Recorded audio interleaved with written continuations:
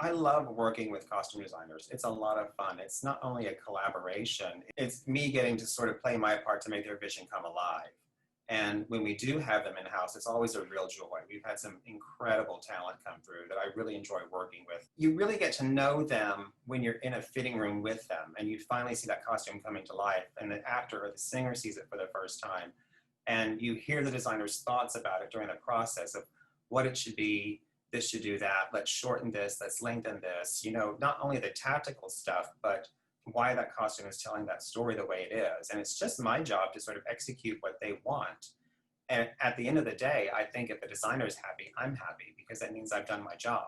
Dallas Opera, we do, of course, as you know, a lot of productions that come from different cities. So the show has been built already for us, whether it's coming from Washington National Opera or Lyric in Chicago or LA Opera or San Francisco. So when a show comes to us, what I do I have a whole arsenal of measurements on our male chorus, our male supers, and all of our principal men. Especially if I've worked with them before, then I've taken really good measurements from them. So when I know what their body shape is like and whether they're going to fit this garment or not. And I go through every single costume and measure the pieces and then assign those pieces either to the chorus, and then I move on to the principals. And from there, I can determine this principal's costume was made for a guy with a 40 chest, and the singer that's going to be playing in Dallas is a 52 chest. So he can't wear that garment because it's not that alterable. So then I'll go back to Janet with a list and say, we're going to have to rebuild this and this and this. From then, I'll start drafting up a whole new costume to build for that show and for that specific singer. If we have time, I will make things into a muslin. And then I will fit that muslin on to the singer once I get to see them at a fitting. And that's beneficial for us in two ways because number one, we're not cutting straight into expensive fabric. And I can sort of test to see if that pattern is really gonna work or not, how I've drafted it up. And also, once that muslin is fit and it's cut into real fabric, I can hand it back to the original stitcher that sewed that muslin, and she already has a working knowledge of it and how it's gonna go together and what it needs to be. Or we'll make something completely and it has to be completely painted or distressed. Like in the case of Don Giovanni that we remounted from Chicago, I think in 2018, Morris Robinson was playing the Commendatore. And you know, at the end of that show, he comes back as this statue and you know, we all know the story, he drags Don Giovanni off to hell because he's been a very naughty boy. Well, we had to make him this suit that was originally made in New York.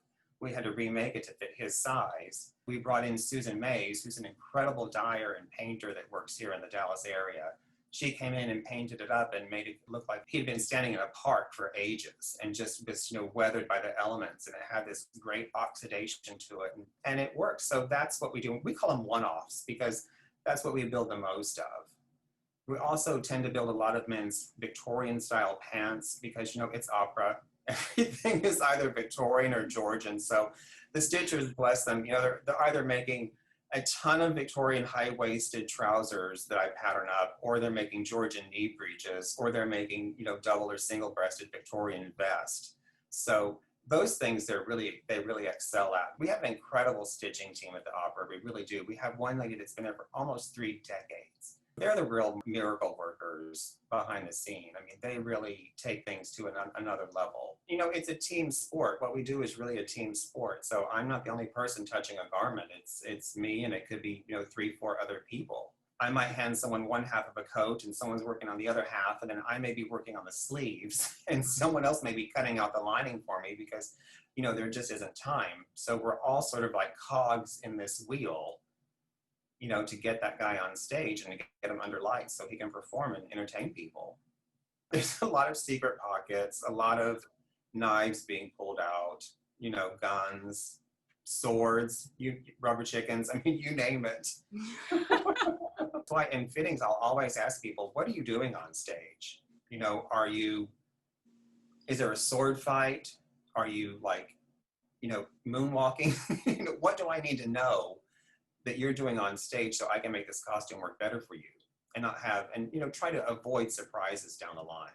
Building a costume from the ground up, when you do have that opportunity, I can talk to the designer and say, you know, what's the action? What's going on here? Does he need special pockets? You know, and I try and make, whenever I make men's jackets, I try and put inside breast pockets as well as an outside breast pockets, and actually functional pockets on the outside, because my motto is, why do anything unless you can really do it well? Because I think a costume should be practical, but I think it should be beautifully finished too, because HD TV and photographs don't lie. I think a costume should be like a good men's suit. I think it should last a really, really long time and be alterable for a certain amount to fit a couple of size ranges.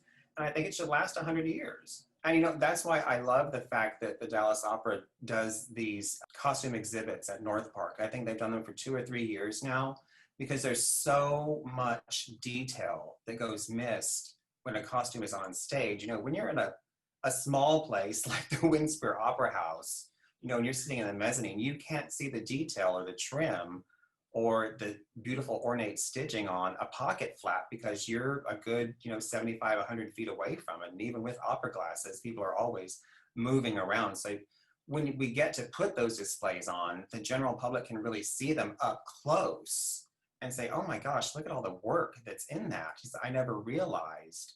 That is such a great opportunity for us to showcase the work of production, of costume, and we even put wigs on the mannequins, and we pull out the set pieces, and Tommy spiffs them all up so everything is presented as if it were on stage, but you can see it in the mall, and that's so cool. Yeah, and they're beautiful displays too. They're not just like a mannequin or two on a glass cube.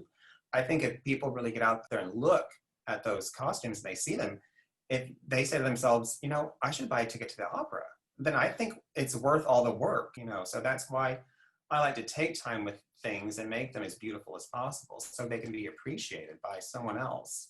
I want it to look immaculate, and I want the singer or the actor to be really comfortable in it. That's really what it comes down to.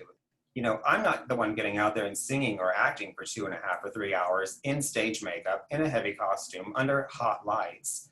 I want them to be really comfortable. So they're comfortable with the character. They're putting their best foot forward and doing the best they can.